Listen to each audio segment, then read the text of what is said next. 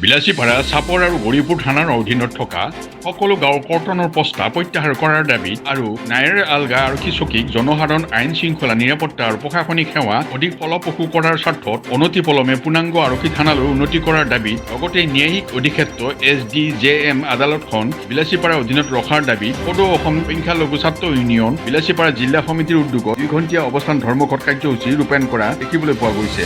কেইটামান গাঁও কাটি লৈ ফকীৰগঞ্জ থানাৰ অন্তৰ্গত কৰাত আমি আমছুৱে তীব্ৰ বিৰোধিতা কৰিছো এই সিদ্ধান্তত।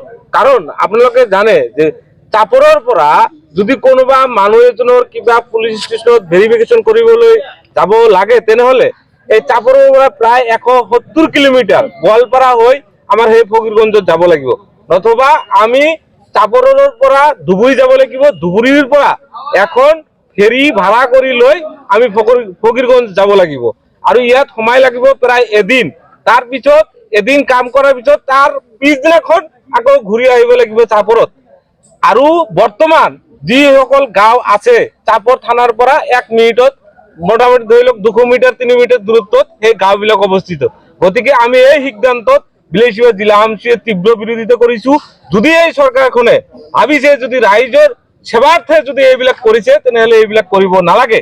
এইটো সেৱাৰ বিপৰীতে ৰাইজক মাথমাৰ মৰা হ'ব। কাৰণ এই কিবা এটা আৰক্ষীৰ কিবা প্ৰয়োজন হলে আমাৰ 3 ঘণ্টাৰ পৰা প্ৰায় 7 ঘণ্টামান সময় লাগিব। আজি আপোনালোকে চাওক চাপৰৰ যিটো নেশ্যনেল হাইৱে চাপৰ বাজাৰৰ যিটো পাটাডিত তাতে যদি ট্ৰাফিক দিব লগা হয় কিবা কাৰণত যান জঁটৰ কাৰণে, সেই ফকীৰগঞ্জৰ পৰা ট্ৰাফিক আনি ইয়াত দিব লাগিব। সেই আৰক্ষীজন আহোঁতে মিনিমাম 12 ঘণ্টা সময় লাগিব আৰু ইয়াত চাপৰৰ পৰা 1 মিনিটত পাই যাব।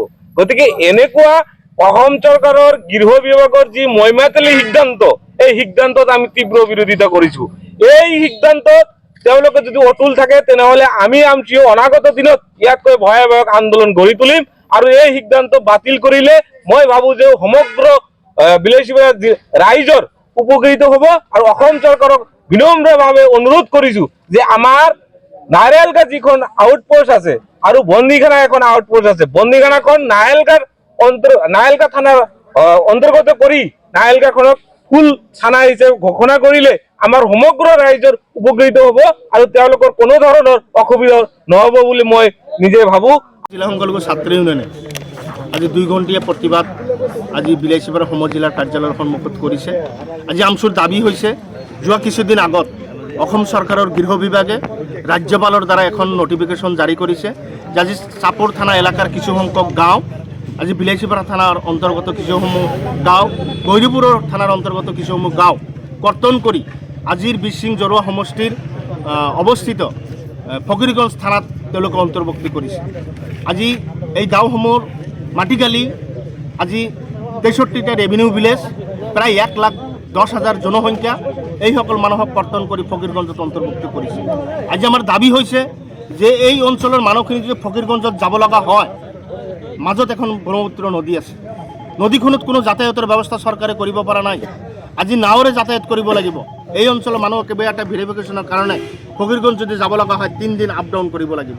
গতিকে চৰকাৰে এই ক্ষেত্ৰত কোনো ধৰণৰ বিহিত ব্যৱস্থা গ্ৰহণ নকৰি হঠকাৰীভাৱে গৃহ বিভাগে যি দায়িত্ব ল'ব লাগিছিল তেওঁলোকে লোৱা নাই।